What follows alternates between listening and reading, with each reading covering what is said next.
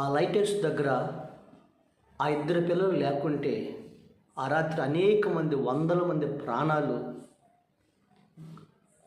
గాల్లో కలిసిపోయాయి. సముద్రం అనేక మంది చనిపోవాల్సి వచ్చింది. కానీ ఆ ఇద్దరు పిల్లలు వల్ల అనేక మంది తీరానికి రాగలిగారు. వారందరూ కూడా ప్రాణాలతో బయటపడగలిగారు. అసలు ఏం జరిగింది? ఒక ఆయన లైట్ హౌస్ దగ్గర పనిచేసేవాడు. ఒకరోజు తండ్రి తన ఇద్దరు పిల్లల్ని పిలిచి, అమ్మా, ఈరోజు మీరిద్దరూ ఆ లైట్ తీసుకుని లైట్ హౌస్ దగ్గరికి వెళ్ళండి.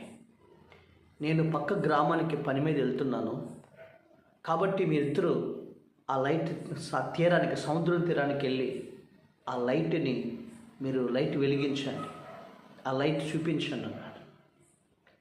ఆ సమయంలో ఆ తండ్రి వెళ్ళిపోయాడు.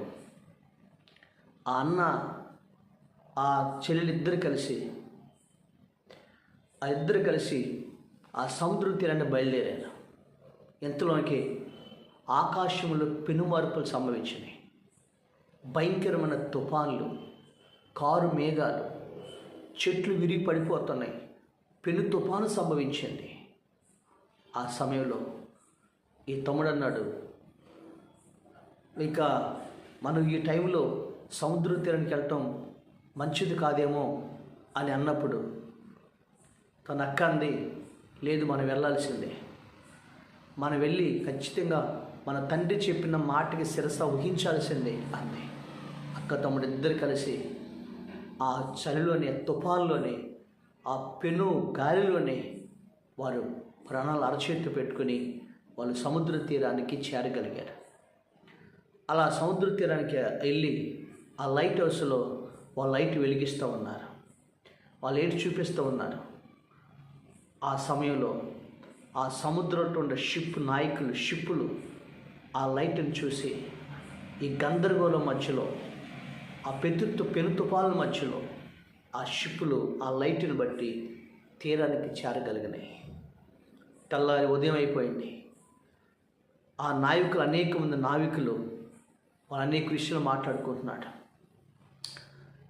ఈయన లైట్ వస్తే ఆయన పెద్ద ఆయన దగ్గరికి వచ్చి అన్నాడు, రాత్రి నువ్వు కానీ ఆ లైట్ చూపించకపోతే మేమందరం కూడా చనిపోయేవాళ్ళం. షిప్పులు ఎంతోమంది సముద్రంలో ఈ పెను తుఫాను వల్ల మా గమ్యం ఎరక్క ఈ దేనికి గుద్దుకుని, బండలు గుద్దుకుని వాళ్ళు పగిలిపోయాయి. కానీ నువ్వు ఆ లైటు చూపించడం వల్ల ఈరోజు మేమందరం సురక్షితంగా రాగలిగాం అని ఆయన పొగుడుతూ ఉన్నారు. ఆ మాటకి మనసులో ఆ తండ్రి ఎంతో కృతజ్ఞత కలిగి, నా బిడ్డలు అసలు ఈ పని చేస్తారా లేదా, ఈ పని చేయగలుగుతారా లేదా అనుకున్నాను. కానీ నా మాట శిరస వహించి నా బిడ్డలు వచ్చి ఈరోజు వందల మందిని బ్రతికించగలిగారు, వాళ్ళు తీరానికి దాటగలిగారని కృతజ్ఞతతో ఆ తండ్రి దగ్గరికి, ఆ పిల్లల దగ్గరికి లైట్ హౌస్ పరిగెత్తుకుంటూ వెళ్ళారు తండ్రి. ఆ లైట్ హౌస్ దగ్గరికి వెళ్ళి తలుపు తీసి చూసేవారికి ఆ అక్క తమ్ముడు ఇద్దరు కలిసి వికత జీవుల్లాగా చనిపోయి పడిపోయి ఉన్నారు. తండ్రి లేపుతున్నాడు, బాబు లే, తల్లి లే అని లేపుతున్నాడు. కానీ అప్పటికే వాళ్ళు చలిలో బిగుసుకుపోయి చనిపోయి ఉన్నారు. వాళ్ళు చనిపోయి ఉన్న వాళ్ళ చేతిలో మాత్రం ఆ లైట్ వెలుగుతూనే ఉంది. ఆ తండ్రి ఇద్దరిని కౌగిలించుకుని, నా మాటకి నువ్వు శిరస వహించడం కోసం, నా మాట కోసం నా బిడ్డలిద్దరూ వారి యొక్క ఇతరులకి వెలుగు చూపించడానికి, ఇతరులని రక్షించడానికి తన ప్రాణాలు పణంగా పెట్టారని ఆ తండ్రి ఇద్దరిని కౌగిలించుకుని ఏడుస్తూ ఉన్నాడు తండ్రి. ప్రియమైన దేవుని బిడ్డలారా, ఆ తండ్రి మాట శిరస వహించి, ఆ తండ్రి చెప్పిన మాట ప్రకారం లైట్ చూపించి కొన్ని వందల మంది ప్రాణాలు కాపాడగలిగారు ఆ అక్క తమ్ముడిద్దరు కలిసి. ఈరోజు మన ప్రభు అయిన యేసుక్రీస్తు తండ్రి యొక్క శిరస వహించి ఈ లోకానికి వచ్చి మనందరి కోసం తన ప్రాణాన్ని పెట్టి ఈరోజు మనందరం రక్షించాడు. దేవుడు లోకమునకు వెలుగై ఉన్నాడు.